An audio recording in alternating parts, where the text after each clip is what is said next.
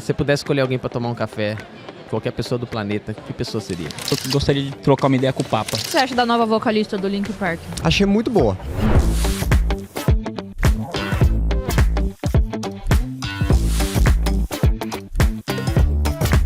How much money you make in a year? Você quer saber quanto que eu faço? Senhoras e senhores, Não, vocês viram a que- gente vai... Looks like we made it. Look how far we've come, my baby. Business is of course so important, so for all of us. But I think who you are, what you are doing in life, it really matters a lot. And our relationships, you know. Tem que pôr fone. Pra você escutar a gente bem pertinho. Bem de pertinho. Ó que delícia esse som. Prazer estar aqui com vocês, assim, muito legal mesmo, assim, super Não, e bacana. a gente também tá aqui junto. graças a você, né? $1,5 milhão. Gostoso isso, Que hein, ano que cara? foi? Gente, pergunta rápida. O que te traz aqui esse ano? Sean Luitjens, welcome back. Thanks. Thanks. Now we got Francisco back. Francisco back. Yeah. Kinda. Kinda. You guys are ruining him in Florida. He's getting sick. Yeah. Yeah. This is because, The you know, it's water here, I don't know. a big city, like with too much tourists and maybe the water treatment. I think he don't- drank the swamp water. Did he drink right out of the lake? The lake? No. Yes. So- You sure? It's Francisco. You sure? Yeah. Sean, thank you so much because this partnership, we are here because you brought Made us this with a possible. purpose. Like we love it, and thank you, guy. I love it. Yeah, it's great. And I think next year we'll do it. Weirdly, probably not with Vizier, but Yeah. we will do it again next year. Yeah. For sure. I think it's great. And actually having the some international flavor out on the floor, I think is so good for World at Work. Yeah. Last year was, I'm old, so it was a long walk to the international booth last year. Across the state almost. Yeah, you had to block out a block of time just for travel to do the podcast. So thank you. It's a pleasure to be here with you. And nice T-shirt. It's a lemon. It's lemons. So, this afternoon, I'm leading a panel on making limoncello out of merit lemons. Oh yeah. Yeah, so, if you don't have much money, you give it, the old, actually, does it translate, making lemonade out of lemons? Yes. Uh-huh. Yes. Okay, We have the same. So, I just added alcohol.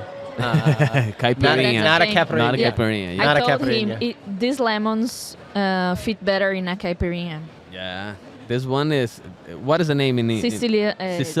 Sicilian lemon. This Yeah, one. limoncello. Yeah, Limoncello. Limon, Italy's north. Yeah. It's North Italy, Okay. actually. Yeah. Yeah. But in Portuguese, it's Sicilian. Limão Sicilian. Yeah, good Yeah. one. Like Sean, what do you think about this year, the event, all the sessions? Are you hearing something Different. I have a question that is the last question, but now I can bring it because you can contextualize it. Like in one word, can you describe this event? So take this word and explain what is behind.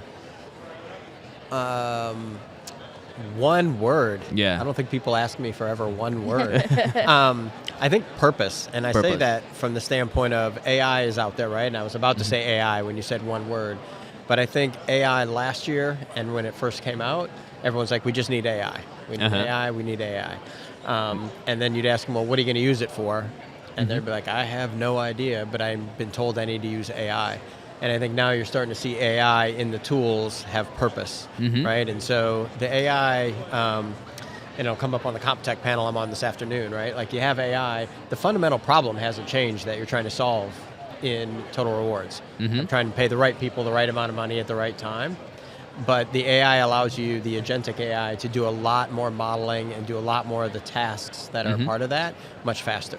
And so you can expand your horizon on what you want to do as a comp team.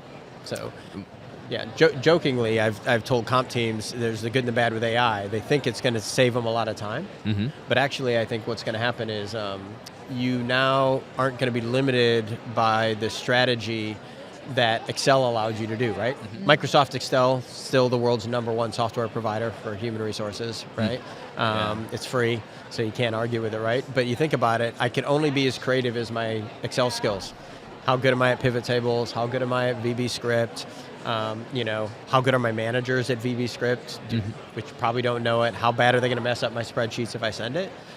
And so you had to really limit the strategy and how I implemented compensation. And now it's like there's really cool tools out there in AI that allow them to use regular English. So, and I'm sure this is, we'll figure it out, right? Fernanda's underpaid, right? Underpaid? Yeah, right. Yeah. $250,000. What do you think a $250,000 for a year? Pesos? Is it Argentinian peso? Yeah, so in the past, you'd be able to basically do rob Peter to pay Paul. You would basically say, if Fernanda, as I looked at it, was underpaid, I had to take that money from one other person. If I'm taking it from two, I had to keep checking in the spreadsheet and figure out where the money goes. If I'm creating pay ranges, I can only put so many surveys together. Now you could actually do things that are like actually pay the lowest 10% in range that are high performers from the lowest 20% of my people. Think about how freaking hard that was, right? In Excel. Now with agentic AI, it'll just do it. And you could model that out. So what used to take a week to model out, you could be like, well, what if I did this? You'd be like, well, I don't want to do one. Give me one or two scenarios was the old thing, right? Like, yeah, it take me 4 days to do it. Like you get two guesses, right? That's it. And now it's like, run me a series of scenarios and it can run all that. So I think agentic AI will be the key, and also just being really creative with their pay philosophy now, because you can. Yeah, I understand that. I have a company working for me. Like we have our videos here, and AI are cutting and producing shorts. Something that years ago you need to watch in and to understand to see what is the better cut, like to do a short. Now we have an AI doing all this stuff, and we have an AI doing all the reports and all this stuff we need to do, like to do the interviews. Like it's very, very fast.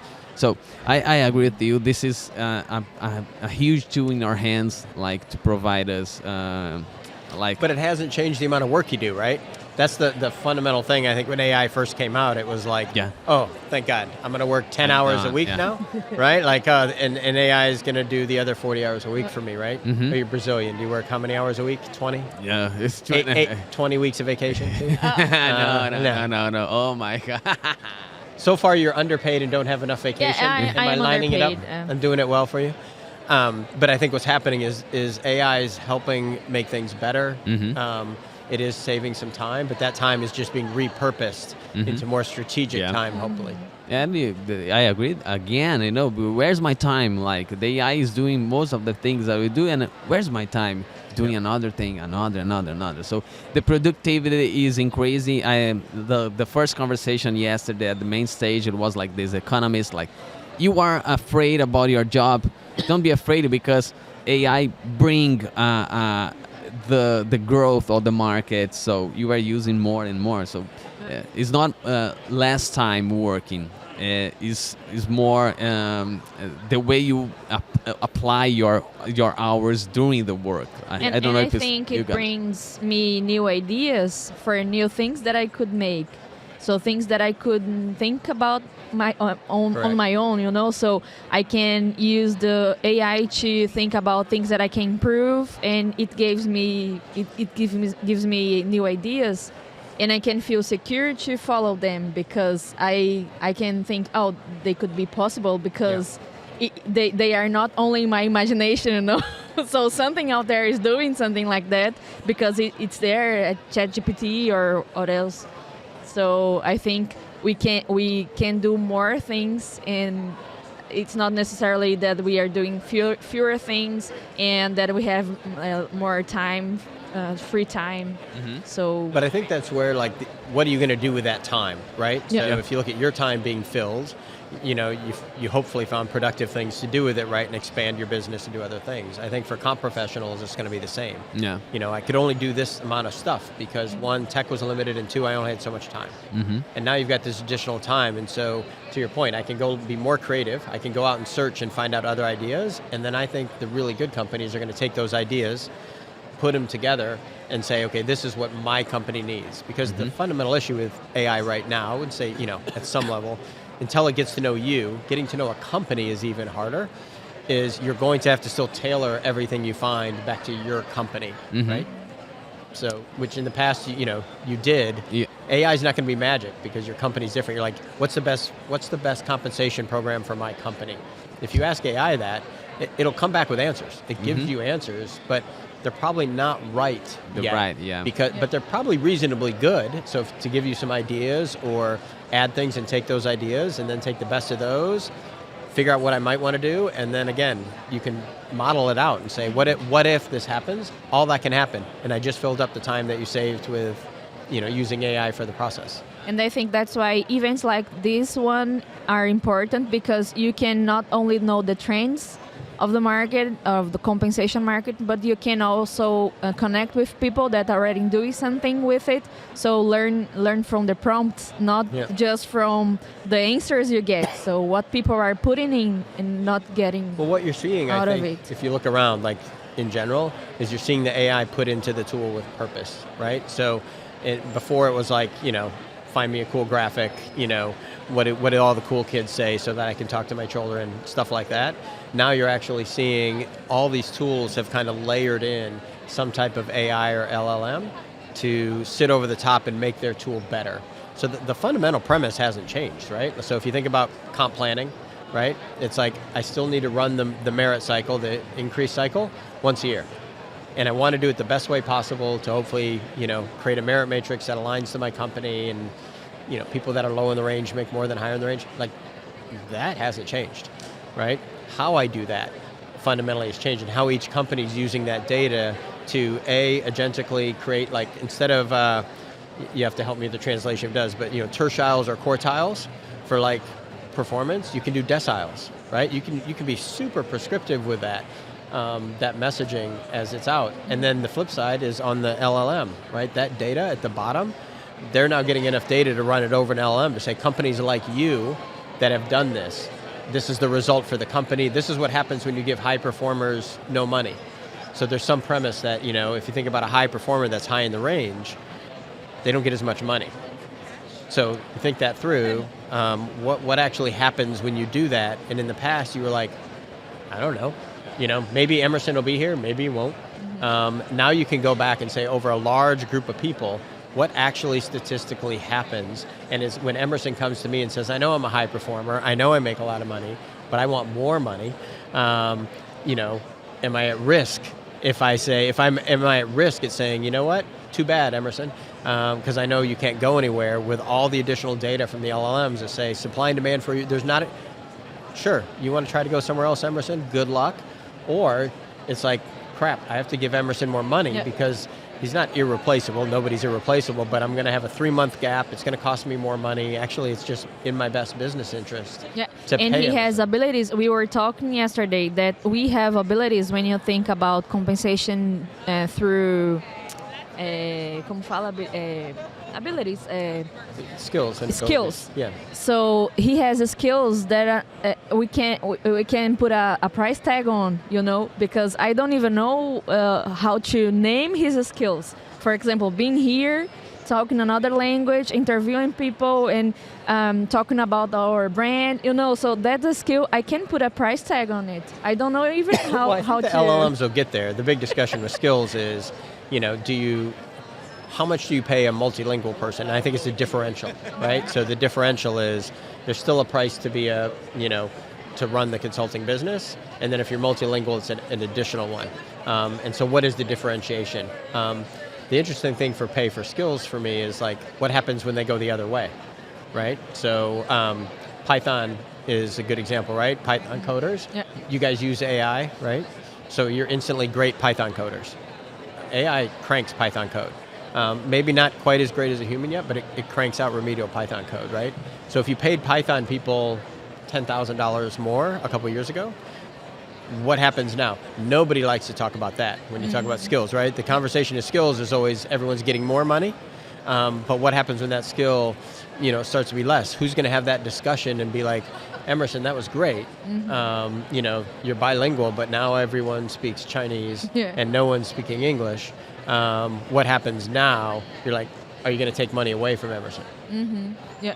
This is skills based. We have the earliest of 90s in Brazil had the same, because I can speak 5 languages, but I'm not using it at my company, so it doesn't matter. So I'm not gonna pay anything for you, because it doesn't matter about your skills. And think in other way. So this is different, and I don't know, because I think we have more than 3 or 5 sessions during these 3 days talking about this skill-based compensation. So it's not something new, It's I'm old, as we've mentioned, and like it's been a discussion. I'm underpaid and you're old. So yes, we got it down. I'm not good. Vovo, right? Vovo. Oh, yeah. I got it. And so that's been going on since last millennium, literally since the 90s. It's been a skills, no one's solved that yet. And I think part of the problem is the LLMs can help. Like, what is the actual density? What is the actual value of the skill? We tried doing it back around the turn of the year when I was in development. We didn't have the compute power. And you think about the compute power now in an LLM to actually figure that out and grab everyone's stuff. But there are some weird things in there, right? So some of them, like Microsoft Azure, right? It's probably on my LinkedIn profile or somewhere. I haven't slung code in there in like a couple years.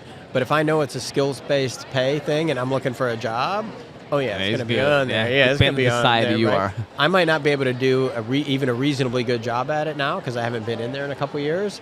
And this is where the gamesmanship, how do you actually pay for that? I do think there's some really cool ways that you maybe don't pay for it in the company, but you tell people, if you get this skill, it's worth this much in the market. Are you going to have to pay for it if they know they have the skill and their market rate goes up? Sure. Yeah. How many lemons you have at the table right now? I have an apple. An apple, but you are talking about problems and stuff like that. I don't. I would like to understand a little deep more about the session you did, and could you give me top 3 lemons that comp professionals are having right now? Top 3 lemons. So I think what tools to pick is one. So actually, the first panel I'm on today is with Paul Ryman, which I know you talked to. On his panel on CompTech, and there are so many technology providers out there. So that discussion of what do I do, which ones do I pick, where do I spend my money, do I go all platform, how much has to be AI, which one ties back, how do I pick a vendor, which vendor is going to be around a long time. That's freaking hard, right? And if you walk around, one consistent thing is, if you go to every booth in here, no one will tell you they suck, right? That's not going to happen, right? The platforms are all amazing. They're the best thing you've ever seen, and it'll work for your company, right? So it's hard. You have to get through that, through that noise to kind of figure out, what am I? And so Alice in Wonderland, you read the book? Yeah. Alice in Wonderland? I know this. Alice no País das Maravilhas. Yes. Okay. This is in Portuguese. Okay, so Cheshire Cat, is he still Cheshire in Portuguese? Yeah. Where are you going? Like the question. If you don't know you are going, all roads will lead you there. Yeah. So it's one of my quotes. And so before you go out, and everyone's like, you need to solve these problems. I'm like, we need to figure out what it looks like when you solve the problem, and then back yourself in. I think that's one. The second one is data. And I think, in the past, if you're doing one cycle 1 year, your data had to be And now with LLMs and the amount of things you're doing, you really have to start with the old school. Is my data any good? Or does my data suck? Because it's garbage in, garbage out, right? If I give really bad data into the system and I model on the bad data, you're going to get a bad answer. It's just math.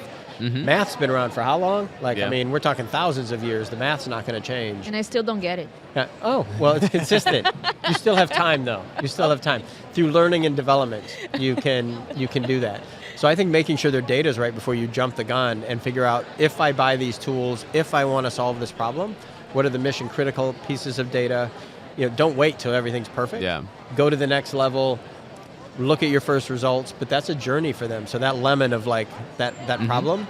And then I think the other, which does will come up in the limoncello conversation, is Total Rewards people years ago joined because they don't like humans, they love data, they love sitting in a corner, figuring out all this compensation, it's a lot of math, so and a lot of math. They're paid, so that's why. Oh, that's why? What's been added is a communication. And a lot of these people didn't want to be in the communications business, which is ironic. I know you guys are communications all the time. But we are not comp guys. Oh, no. We are. Okay. Don't let them hear you. Then you're a rare breed who wants Yeah. to be out and talk and create communications. And if you think about being able to create more tailored compensation plans, a bigger compensation matrix that is more complex, that is more tied to the numbers, that is calculated in a certain way, you have to be able to kind of communicate that out. It's huge opportunity, but do Total Rewards people want to do that? Probably not. Yeah. I jokingly have said they should, well, not jokingly, they seriously should look at the marketing team. Most companies have a marketing team. Their whole goal is, how do I take something that's complicated and nowadays boil it down to 5 or 15 seconds? And then jokingly say, if marketing can understand your comp plan, anyone can. Yes. Because you have to, part of that's serious. They aren't comp people. So if you tell them, well, we're going to have this comp ratio and we're going to do this and do that, they're going to be like, I have no idea what the hell you're saying. You have to boil it down and translate it from compensation nerd to a human. And the manager at the end of the line who's having to do this raise needs to be able to communicate this really, really effectively. Yeah. Our brain was not created to connect with data and calculation and all this stuff. Are connected with stories and emotions. So, for a compensation guy is weird. Like, no, I'm a rational guy and forget about stories. And no.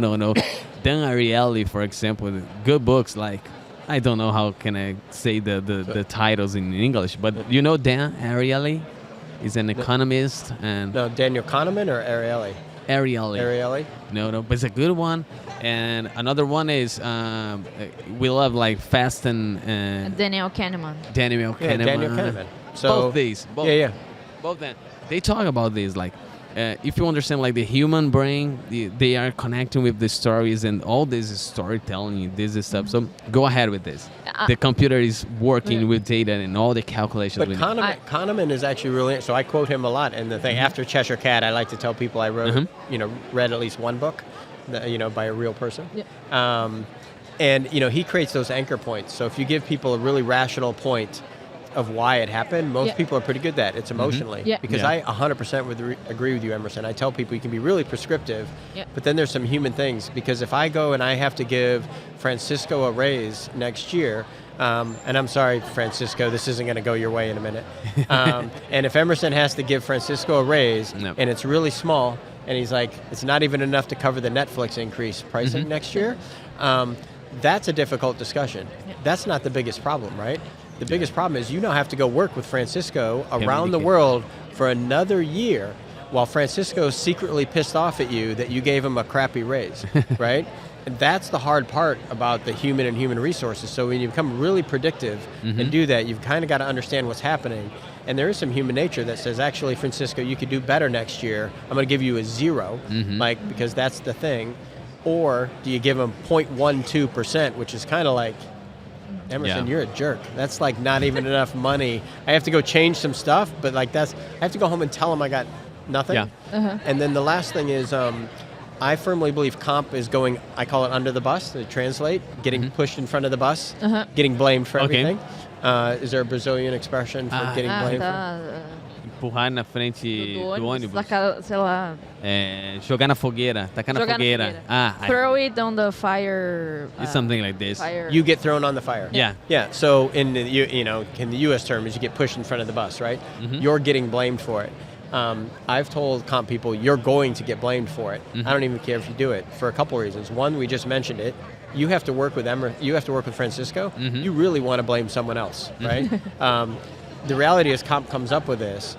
You want to blame them, and so I've been telling comp, paint your bus is what I've been telling them. Like, you're going to have to be pushed in front of the bus. Pick the color, pick the time, do all the communications. This is why we're doing it. This is what happens. Get the bar set. Most people's people strategy is not to hire dumb people. Like, if you go around and ask every company that's in here, is your people strategy to hire smart people or dumb people? Generally, it's to hire smart people.